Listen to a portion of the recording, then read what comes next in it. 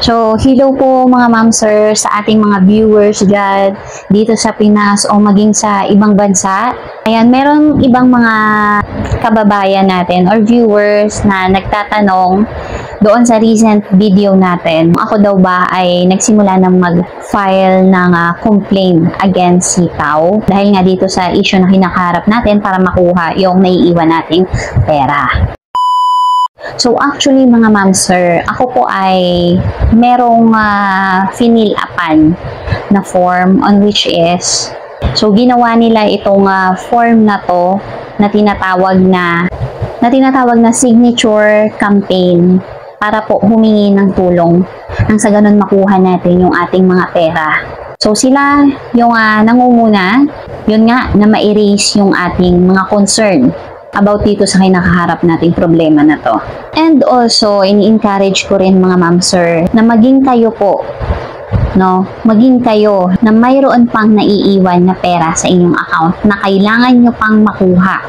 So, I suggest magkaisa tayo at mag-fill out dito sa signature campaign na ginawa ng mga taong ito at humingi ng tulong sa mga kinauukulan. So, kung hindi kaya ng SEC, merong ibang po pwede nating lapitan. Which is, ito na nga yung ginawa nila. So, ayaw ko na banggitin kung sino-sino, anong pangalan, or sinong grupo. Which is, nagpa-file tayo ng complaint. Hindi lahat kailangan natin isiwalat, hindi kailangan natin i-expose. And I believe na magkakaroon ng progress kung isinasagawa nilang pag-raise ng mga concern natin. So, ang sabi nila, itong complaint na to na ginagawa nila or mga hakbang na ginagawa nila ay hindi lang para sa kanila, hindi lang para sa isang tao, kundi para sa ating lahat ng mga seller na involved at meron pang mga perang kailangan natin makuha. So maraming salamat sa mga tao na to na patuloy at hindi napapagod na ipaglaban yung karapatan natin ng mga seller na makuha yung nararapat. And let's support them mga ma'am sir. Suportahan natin sila sa ginagawa nila na to. So for me, malaking tulong na makita na kinauukulan sa gobyerno man yan, kung sino man yung taong lalapitan nila na makakatulong sa atin.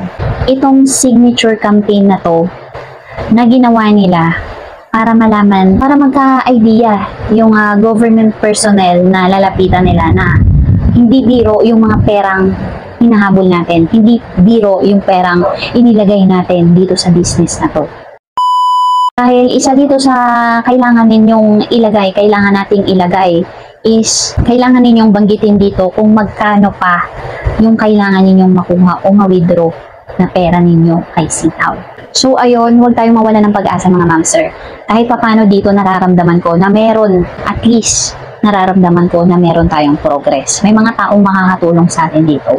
Unlike if we're still waiting sa mga announcement sa mga pangako, napakaraming pangako, napakahabang panahon ng pag-aantay. Hanggang yung inaantay natin ay nawala na parang bula.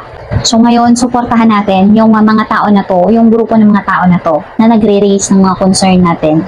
And kung hindi pa nakakarating sa inyo yung form na to o yung signature campaign na to na ginawa nila, ilalagay ko na lang din sa aking description para pati mga members namin or yung mga nakasubscribe sa channel ko ng mga OFW at hindi aware sa mga updates ngayon ay makapag-fill out.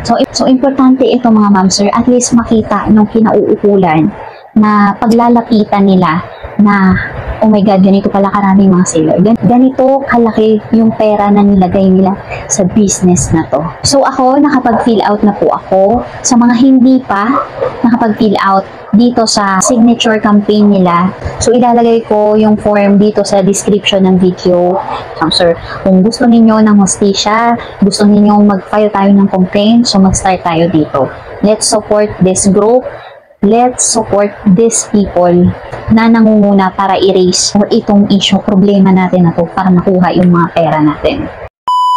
And that's the purpose, that's why ginawa ko yung video na to para sa mga hindi pa nakakaalam, hindi pa na-update, hindi pa aware sa mga nangyayari.